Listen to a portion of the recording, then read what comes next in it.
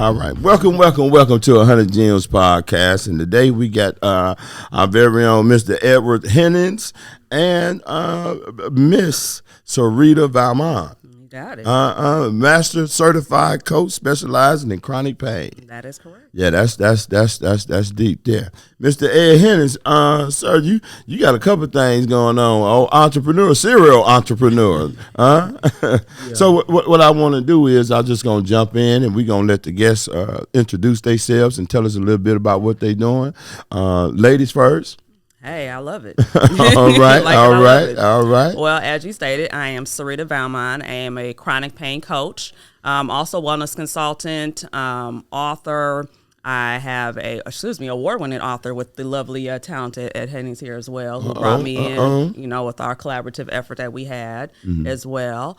Also getting ready to start up a podcast, which is going to be called Spiritual Alchemist as well, just to be able to go ahead and give another side of me, because I don't want to always just chronic pain, because it's so much more than that. It's a whole lifestyle you really have to look at when it comes to management. And unfortunately, people of color and women, which is all of us sitting right here, are the ones that have the highest rates of chronic pain and chronic conditions. Yeah. And it's something that unfortunately has been, glossed over just because of, systemic things and whatnot. And it's something that definitely needs to be brought to the forefront, because even with different things that we're working on as far as our businesses, we're all entrepreneurs that are here right now. And if we don't have our health, we have nothing. Come on with it now. So you got to have it together. Yeah, I know, like with that chronic health, that's where that opioids, they come in. And like I said, I'm a founder of a mental health and substance abuse, and we also do the addiction medicine. And that opioid, they usually say it started off from some pain. No, absolutely. And that's the thing. And that's the hard part. And even with my own particular story too, because we'll probably, of course, end up getting into that momentarily. But myself personally, I was in a bad car accident. I was on 15 medications on a daily basis, upwards of 30 pills a day. And some of those were opioids as well. Right. And, luckily I was able to go ahead and heal my body and get off of those, but that's not always the case. Right. And especially when you don't have the proper support in order to be able to go ahead and do so, which is the reason why I created my business. Because I noticed that there was that support. Right. Is it physical therapy involved with it as well? It can be. The main part that I do is I actually focus on the coaching aspect of it, also the mental health aspect as well too. I look at nutrition, stress management, rest and sleep, because those are different things as well too. And I even go a step further and I look into the emotional aspect when it comes to trauma. Because the one thing with us, unfortunately, is that, if we don't process and work through the trauma, it manifests itself and comes out in the body as physical pain too. And it's tied up to different areas of the body. So for example, if you have like heart conditions and things like that, of which we have high rates of that. Well, that's a lot of heart chakra issues, and being able to go ahead and look at those different aspects of the body and saying like, okay, well, I need to heal these aspects in order to be able to go ahead and move forward. All right. You're absolutely right about that. Ed, so give us a breakdown, my brother. Well, let me just say, currently, I'm running a trucking business. Okay. I'm an entrepreneur. I'm an old school hustler, man. Raised by my grandparents, hardworking individuals. Right. That's just something that I caught on early on in life. And everything I kind of do, I kind of put blinders on and I get into it. Right. So the trucking business, before that I had a barbershop and beauty salon. I've authored a couple of books. And being that I have been on the grind for the last 6 years before I spent, a large period of time incarcerated. I came home, and in the last 6 years, the things that I've talked to you about, I've accomplished that in these last 6 years, and it's just been through hard work. All right, come on with it. Been through the grind. Come on, man. and that has spawned a work boot. Right. I have my own brand of work boots and work shoes because I kind of consider myself an example of that grind. Right. So who better to have a brand of work shoes than a hardworking man? Yeah, no doubt about it. What's the name of the apparel? What is it? It's just my name, the Ed Hennings Company. All right. I just want to chime in too, because I did some time myself, man. I did about 10 years, and I got to tell you, well, the first few years though, man, I was gelling. You know what I'm saying? Yeah. I was getting it in, but the latter part of it is when things, you know, it came to realize, I'm saying, I'm finna go back out here in this world, into society, and this is for the birds. You know what I mean? So I knew I had to start developing a plan and got into what direction I wanted to go in and so on, you know. And I was an entrepreneur. I was a hustler. Yeah. And from where I come from, 9 times out of 10, if you're a hustler, you really an entrepreneur. You just got to get focused. You know. I want to touch on the collaboration with you two, as far as the book, or if you can explain some of that. It don't matter who go first. I already know he's going to say ladies first, so I'm going to go ahead and just start. I already felt the eye on me already. But with the book, it was basically us, you know, giving our comeback stories. And so it's called the Comeback Anthology. All right. And so for myself personally, mine came through as I'm chronically resilient, based off of my story and based off of me, you know, being in that accident, you know, and being told that, you know, at the time when I was on all those medications, I was bedridden. My pivotal moment was when they told me that my son, which at the time was 18, senior in high school, getting ready to go to college to play football, they said, you need to get your paperwork together. He's going to be your caretaker. Really? You can't take care of yourself anymore. Really? Yes. So I was bedridden the whole 9. Yeah, that's tough. Yes. It's just like, you know, when you're hearing that, and my other 2 kids were still in elementary school at the time. So I had an older one and then the 2 younger ones, and I'm like, this can't happen like this. Where did the energy come from for you to fight through some of that? I would say it came like deep down in me. I want to almost say, like, you know, not only just like my own spiritual beliefs, you know, as far as for, you know, God, because when I, you know, the next day after that happened, I had a whole mental breakdown. Okay. You know, and so I was praying, crying, meditating and everything. And I just said, you know, God, give me a sign. Right. I need some sort of a sign to tell me what I should do. Because also too, during this the situation, I like to call it situation, I also lost my mother too. Okay. So I had a lot of things happen back to back, you know, with that. And so I really was like, you know, my mother was my best friend. And so with that happening, you know, I'm dealing with depression, anxiety, suicidal thoughts as well, too. Okay. And so I really want to say it was a combination of me saying, you know, hey, God, I'm releasing right now. Right. Like, you are in control. You need to let me know what I'm supposed to do right now so I can go ahead and move forward. And I know my mother's sitting there with you. Right. And she's, you know, she's going there too. Like, hey, you know, let's go ahead. This is a combo here. You still got these kids that, you know, need their mother. Yeah. And that's really the pivotal point for me, was like, okay, now you need to go ahead and turn this around, because honestly, I was a science experiment. You know, they did not know what to do with me. They just kept on giving me medication, kept on thinking that, okay, if we give her this, and because she's saying this is happening. Yeah, they do that easy too. Oh, absolutely. And that's the scary part. And I know from being in the business, you know, we had to fire a couple of doctors.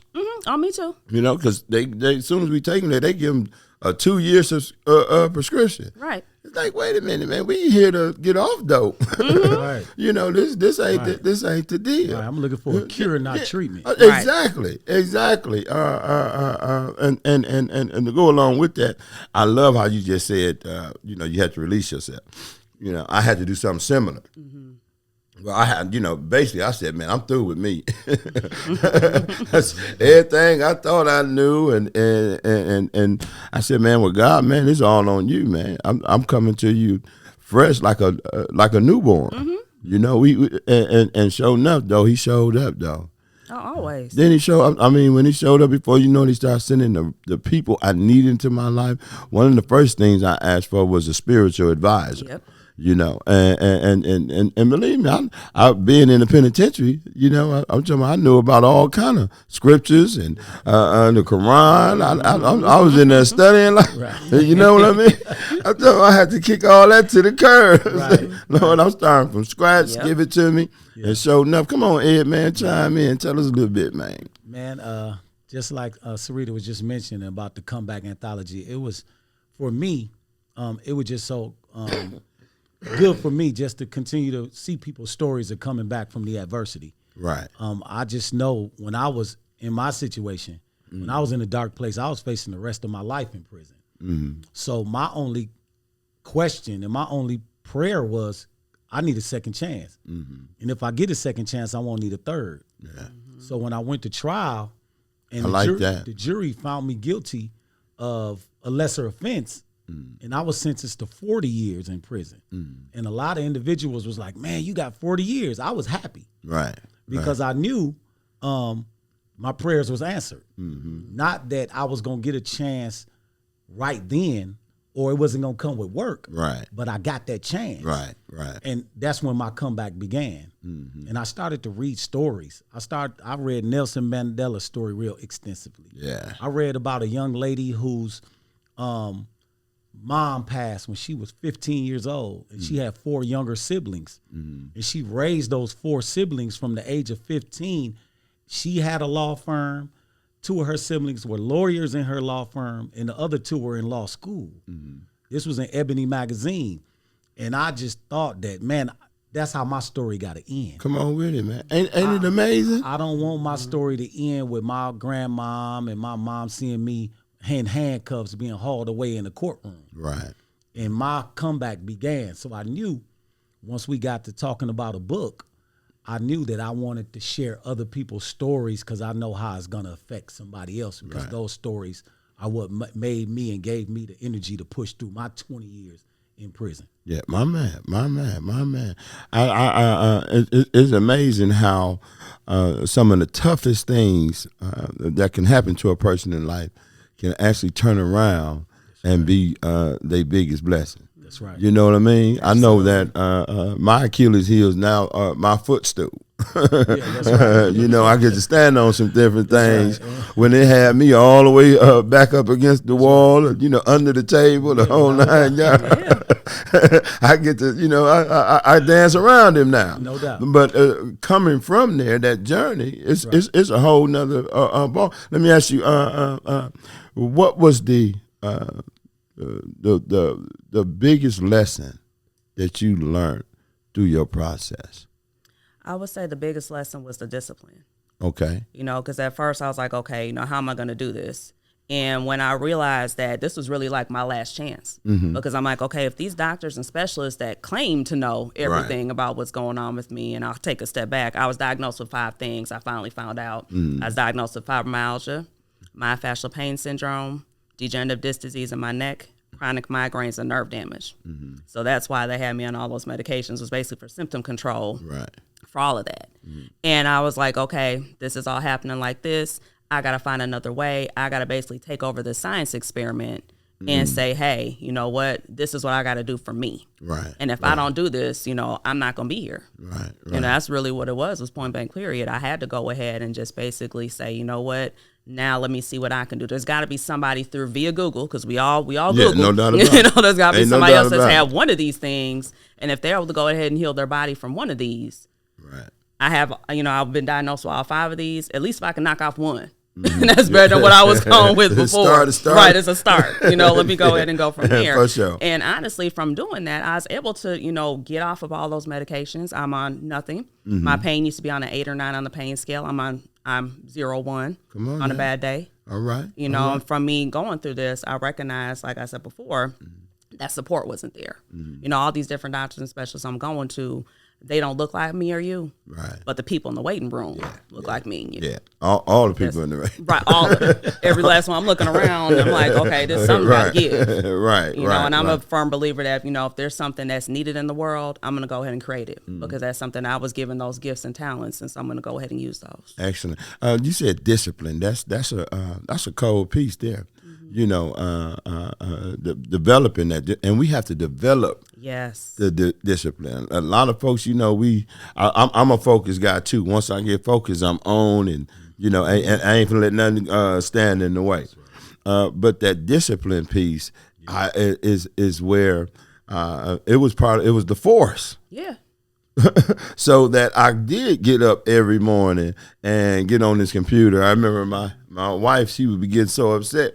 I get up in the morning and be on there all day, and then have meetings and all kind of stuff, and you know what I mean. But it that came from the discipline, and that's kind of what God came in and said that you're gonna have to get, man. You know, and just certain things you not gonna be able to do anymore. And you shouldn't do, and here go the reasons why you shouldn't do them no more. Right. Absolutely. You know, hey man, I know being in that penitentiary, man. You know, we developed some different kind of habits and even skills, I would say. You know, one of the skills I developed was being disciplined and routine. And routine. Exactly. I did some time in the hole. I don't know about you, man. I did 2 years in the hole, and in them 2 years, I gotta say, they was my best 2 years because I was in there with me and God. You know what I mean? That's when my journey really has started on getting my life on track and really trying to get out here and do something meaningful with my life. And I got a couple grown kids. But if I also look at it, if I wouldn't have went through that stuff, man, I wouldn't be where I'm at today. That's right. I wouldn't be who I am today. You know what I mean? I got a little tough skin in the game. You know, you ain't gonna rally. You can't rally me. You know what I mean? Can't too much because I know it get better on the other side if you stay focused. You know, but go ahead, Ed, man, chime in. Tell us something, man. Tell us something slick, man. That really that you caught from your experiences. A lot of things come to mind, but from my experience, just probably that I could do anything. My man. You know, and when I say anything, I mean anything with purpose. Right. I mean, because like I said before about Nelson Mandela, you got to think this man was incarcerated for a long time and got out, became president of the same nation that threw him in prison. So now I'm in prison and I'm saying, man, I can do anything.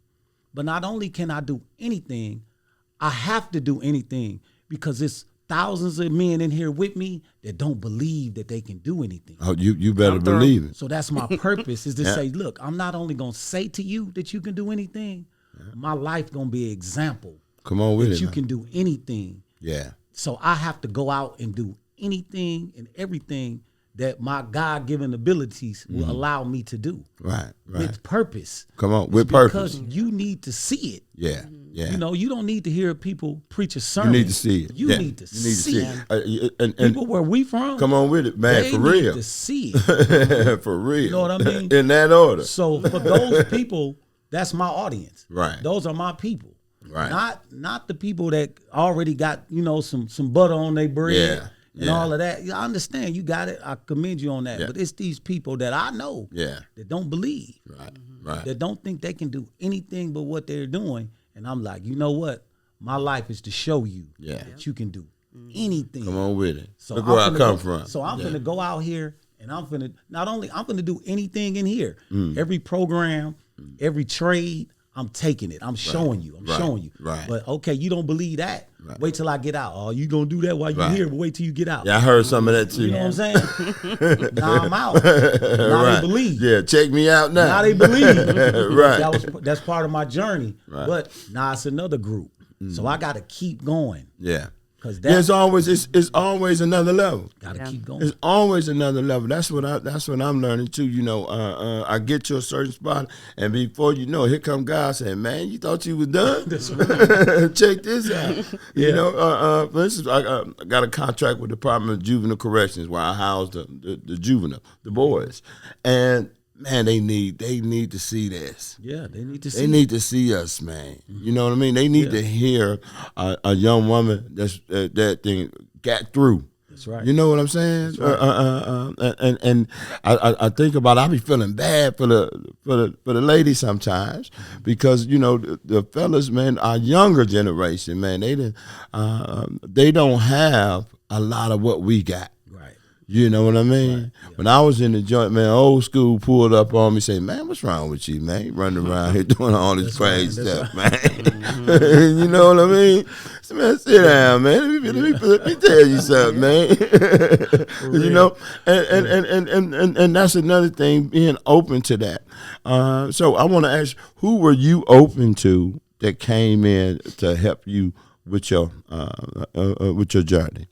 And getting through the process. You know what I'm saying? I'll be honest. I really did this on my own. Oh. So I really, truly went through this whole entire process on my own. Like I had, you know, like I said, unfortunately, you know, my mother transitioned during the process. My dad is still alive. My parents are actually married for 54 years. Oh, wow. You know, as well, too. So I'm an only child, first generation American. Oh, you spoiled, too. But you know what? I laugh when people say spoiled, though, because you know what? It's something that it gives me perspective. Yeah. You know, as well, too. Yeah. Because the thing is that, you know, you had all these things when you were growing up, and now you out the house. It's on you now. Right. You got to make sure you got to do it now. And you was the one in that pain. The blessing. Right.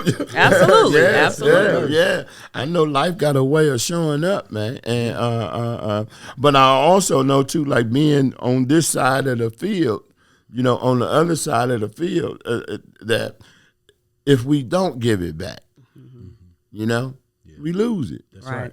You know what I mean? That's right. So I'm forever. I find myself on a regular basis giving back in some shape, form, or fashion. Yeah. You know, and being an entrepreneur, we get to choose the area we want to give back in. Right. And a lot of times that area is where we struggle at. That's right. You know. So let me. I got a couple questions here.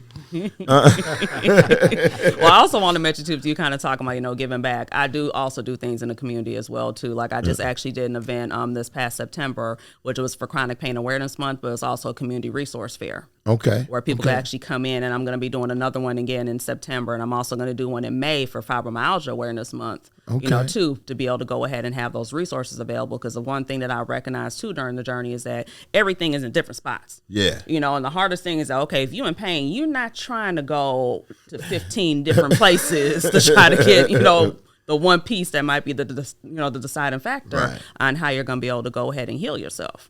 So to have all that information together in one, and then also working on a course, you know, too, for that's going to be coming out earlier this year, for next year, but then also going into like high school. So for example, I went into James Madison High School in Milwaukee, and I've been in there for their career day, you know, sat in with the kids, and we're really just sharing with them, you know, what I do, because they're like, hey, we've never heard of this before. What is it? And then when I told them, I said, I created my own business. Like I basically made my own blueprint. They're all like, oh, wait a minute, how I do this? You know, how does this happen? And just being able to go ahead and give them that knowledge and let them know. And I also was a teen mom. So then, you know, for them to be able to hear that, because they look at me, they're like, wait a minute, you were a teen mom too, and you did all this, and all. They're like, hold on, like, wait a minute. I'm like, yeah. I said, don't listen to what people telling you. Yeah. I said, you it's all on you. Have you been into the churches yet? I have not. That's my next spot that I want to get into. That was one of the reasons I had got into, you know, like with the training for the substance abuse counseling and so on. I knew that, you know, like when I look at any business, any church, you got to have somebody on your team that's going to be able to recognize somebody hurting. Right. You know what I'm saying? And you need to, and you need to be trained. You need to be trained. Like what I hear from you too is that you went out there and you educated yourself. You went in and charged the doctors up. Like, hold on, wait a minute. Yeah, and I had to fire 3 doctors. There's one doctor I went into that he looked at me and told me I didn't look like I was in pain. At the time, I was in the middle of a flare. It took me about 2 hours to get ready just to be in there for about 10 to 15 minutes for him to look me in my face and say that. I had another one that said to me, it's in your head. There's no way that you can be in that amount of pain, because if you are, you should be admitted into the hospital. And so I looked at him, I said, okay. I said, so what are you going to do different with me being admitted in the hospital versus me being at home? You can't answer that question. So I walked away and I was like, I'm done with you. But the third one, this is the one this is the kicker. I'm sitting in there and he looks at me, and my middle child, I had natural childbirth. So he looks at me, he's like, oh, I looked at your file and I noticed that your middle child, you had natural childbirth and that you were up walking around within like 10 to 15 minutes. I understand how you're in so much pain right now. Oh, no. And I looked at him, I said, okay, first of all, you are a man. So you don't know what it feels, right? I'm like, so you don't know what it feels like to have a menstrual cramp, let alone give birth to a child. Yeah, that's tough. Right, and then now you're comparing apples to oranges. Right. You know, you can't compare the pain of childbirth to a pain that we can't figure out what's going on that's going throughout my whole entire body. Okay. How? No. You know, make it make sense. Right. It got to make sense. Right. The math is not mathing. Right. You know, so it's like, so I ended up, you getting up once Right. again, and I walked out. And so that's when I really was like, okay, I'm really on my own. Yeah. Like there's no, like I'm going to all these, all these people and no one can help me. But I think some of it too is like you said, is that culture difference. Oh, absolutely. They don't know how to kick it with us sometimes. No. That's just like with some of these boys we dealing with, the POs and all. They come down and they be doing visits from Saltville and you know what I mean. And not to get them wrong, but but it was one came and she was brutally honest, and she said, "We just don't know how to communicate with." That's right. We don't understand them. That's right. Because we come from two different worlds. That's right. I'm talking about, and I respected that. Yeah. Especially coming from a white woman. PO still, hardcore. They was telling me about the program they had up there. She said it was so nice and this, that, and that. But it didn't work. Right. Because we didn't know how to communicate with them. We didn't know what we could do for them. You know what I mean? And one of the things is you got to talk to me a certain kind of way. Right. Yeah, I was just sitting here thinking that because when I go into the juvenile centers and prisons, I go a lot. Right. I've been in Parchment, Mississippi prison, one of the most notorious prisons in America. But once again, you got to talk to them a certain type of way. Yeah. They need to understand. I'm going in and kick the door in, and people respond to that. Yeah. They like, oh, this one of mine. Yeah, yeah. He know what he talking about. Yeah, you gotta be able to read the audience and everything too, and that's that big piece. If you can't read the audience, you're not gonna be able to go ahead and help out, and that's the other piece too. Just like with what you're saying, like I'm the same way too. I can go and I can talk to anyone. Right. I can talk to a janitor. I can talk to a CEO. It doesn't make a difference. I'm gonna give you the same respect and everything as well, but then I'm gonna also recognize too. Okay, I need to talk to you this way about this thing. I'm not gonna go ahead and go into all this jargon with you. I'm gonna go ahead and say, hey, you know what? What's going on? Let's go ahead and let's just level with me. You know what's happening. It's the same thing when you're talking to kids and things like that as well too. You have to know, who you're talking to. I think a lot of times too, that come from listening. Yes. Yeah. I want to know who I'm kicking it with. Yeah. That's one of my things. Yeah. When I pull up, I'll be looking for your soul. Who is you? Right. Really, who is you? No, for real. I hear what's coming out your mouth. That's right. But what's coming out your heart? That's Right. You know what I mean? What's coming out your spirit. And because of where we come from, we spirit the people. Right. And we gonna be able to pick up on that right away. I'm gonna know. Yeah, A child gonna pick up on it. Yeah. they awesome at it. Yes, they are. They awesome at it. I don't care what color the kid is. And that's the thing too. It's like, and it's the funny. It's like the running joke where it says, who's gonna tell you the truth? A kid and a drunk. Come on with this. So those are two right there. That's gonna go ahead and let Boy, you know listen, what it is. If you need a tic tac, Right. They'll let you know right away. You better not need no tic tac. I'm trying to tell you, they will let you know right away.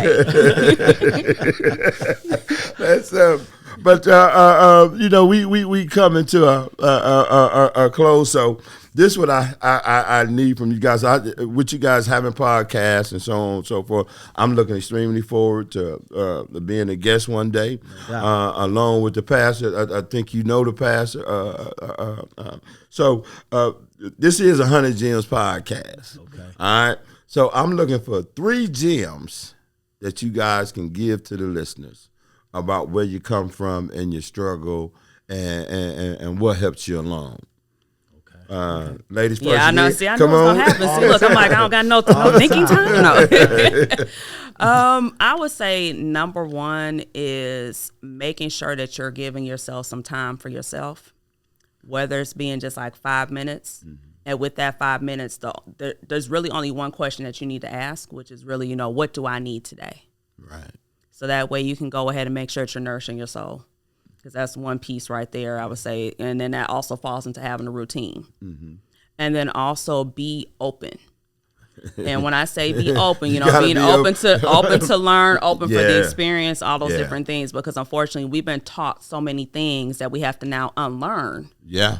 And now we have to learn what's right for us. Because we're basically put into a situation where you want everyone to assimilate, you want everyone to be the same. We're not the same. We all have different gifts and talents. And unfortunately, when we've been going through different things, we've been pulled away from those. So now you want to be able to go ahead and really truly learn about yourself and have that self-mastery. But in order to do that, you got to, have the routine. You got to be able to go ahead and have those conversations with self, which can be very difficult, especially if you've been running from yourself for a long time. If you've been on the run and not knowing what's going on. I like the way you said that too. Right. On the run from yourself. On the run from yourself, because there's so many different things that have happened, trauma-wise, that you don't know how to process. And also, too, and I'm going to add, I know I'm adding one more because I'm going to give a fourth, though. But also making sure, too, that you it's okay to get help. It's okay to ask for help. That's a big piece as well, too. And oftentimes, you might not be able to find it right away, but there's going to be somebody that's going to help you. And I want people to know that I'm that person, too. Right now.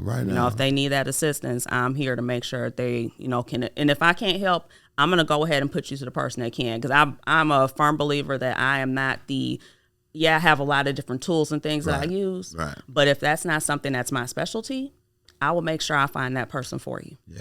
I want you to be good. That's what when you've been through, that give us that's almost like a superpower. It really is, because I know who to get you. You need some help. If I don't know, believe me, I know how to get you some help or get you in touch with somebody, some information, something like that. So that's wonderful. Come on, Ed, man. I know you got some gems, man. Listen here, man. Come on with it. I was going to say, we only got a couple minutes now. I don't know if we're going to. Hey, right. Because he I know him. And he had a little time to think about it, too. Right, and I did good, too, because I can go, too. Me and him together, we can. I see. Power. And y'all ain't seen each other in a while, though. Right. Wow. I can't tell. I already know how to volleyball for him. That's what's happening. Yeah, 3 gems, real quick. The first one is meaning. Okay. You have to find some meaning in life. You're not here like when I was young, and I see younger people still practice this today. Life is just not about driving the best, wearing the best, eating the best, and then leaving. Right. So you just came and consumed everything that, up above the universe provided, and then you left. Yep. That's basically the life you live in. So when you meet people, when you're talking to them and you're getting to know them, and they live in a meaningless life. Right. They might look good. They might drive good. All of that stuff, but no meaning in life, y'all not going to connect. Right. Number 2 is, let's talk about money. Because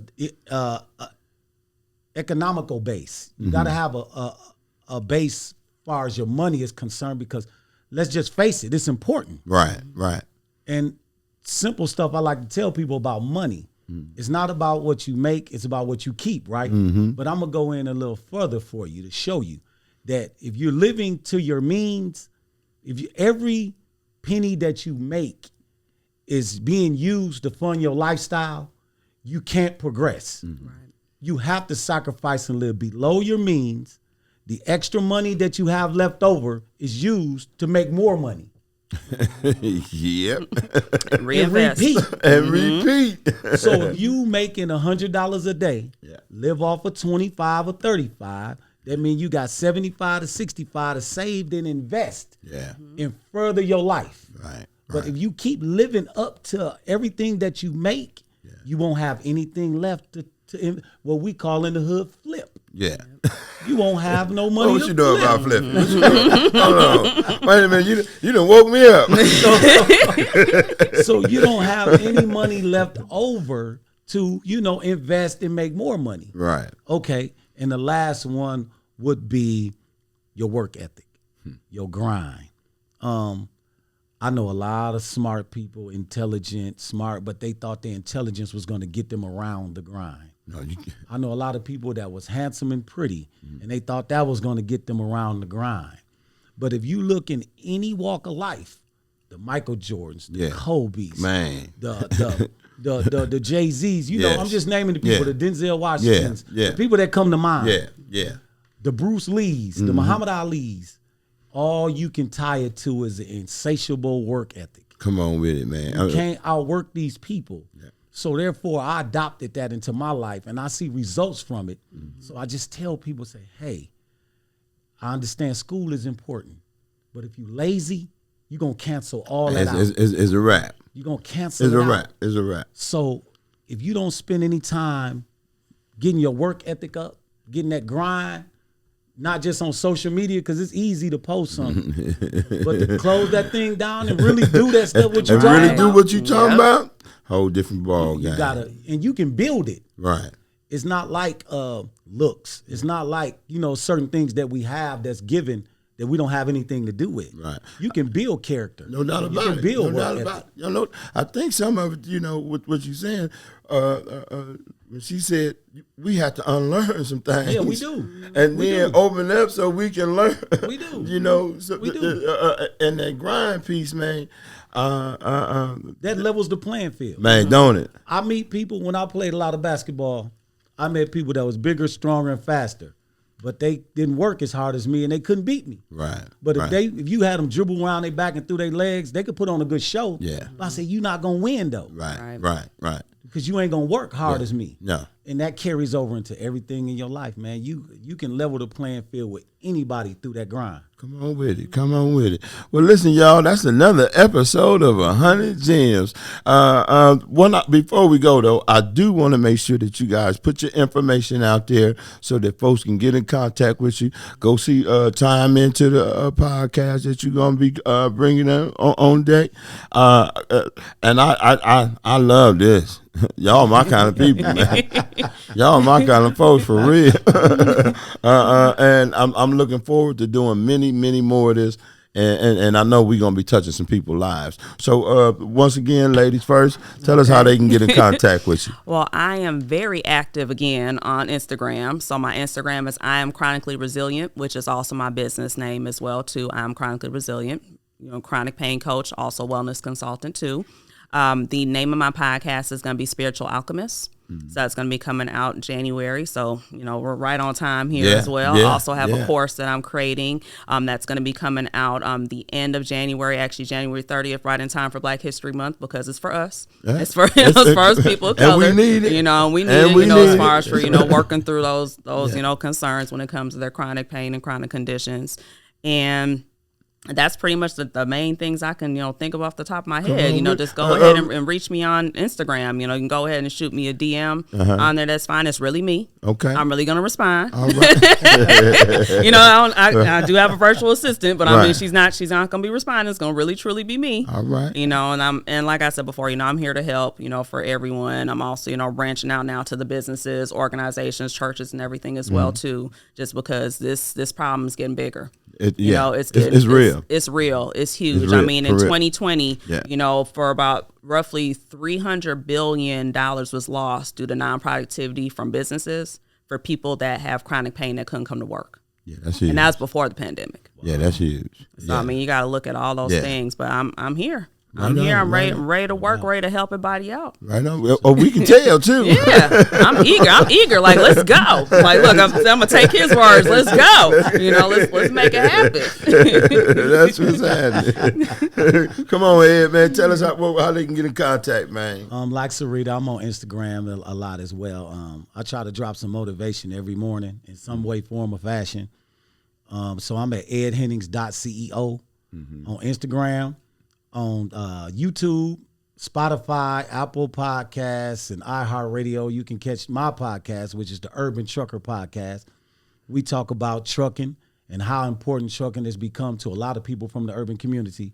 It's been a way to provide a better life for a lot of people, and we like to highlight those new faces of the trucking game. Yeah, right. Man, I got a guy, man, down in Alabama, and he was a real estate agent, Bobby Terry. I don't know if you heard that name. But he was a real estate agent, grind out of control, but he became a trucker. And so what he's doing now is showing other truckers on how to own their home and, go buy a house, get financed and so on. Yeah, truckers take care of truckers, man. Yeah, that's what's happening. That's what's happening. I'm going to have to have him on, man. We're going to have to have him on. He talk crazy too, boy. Yeah, that's what oh, he the man, right? Boy. Oh, Lord. You remember when we was growing up, man, truckers had a big hat on with a piece of hay in their mouth. Yep, and some money. Now it's beautiful women that's behind the wheel of them trucks. Yeah. It's Hispanics, it's black people. It's diverse. We done changed the face of the game. Yeah. So we like to highlight those guys on the podcast. Yeah. And lastly, about the shoes. My work boots and work shoes is at edhenningstruckerwear.com. Mm-hmm. So if you're looking for something comfortable that you need to work in, you're looking for some steel toes that you need to work in, I got them for you. And they got a little swag to them. Oh, that's all I'm talking about, some swag, steel toe. I ain't gonna lie, man. I stay in my lane. But it sound like you tempted though. It sound like you a little tempted. Hey, especially the swag part. Right. They got some swag. We walking around with some steel toes. Right. Yes, and don't know what to do with yourself. Just walking around. But with flavor though. Right. I'm gonna pop them off too. You better believe. Well, hey y'all, that's another episode of 100 Gems. Peace, baby. Yeah. Oh yeah.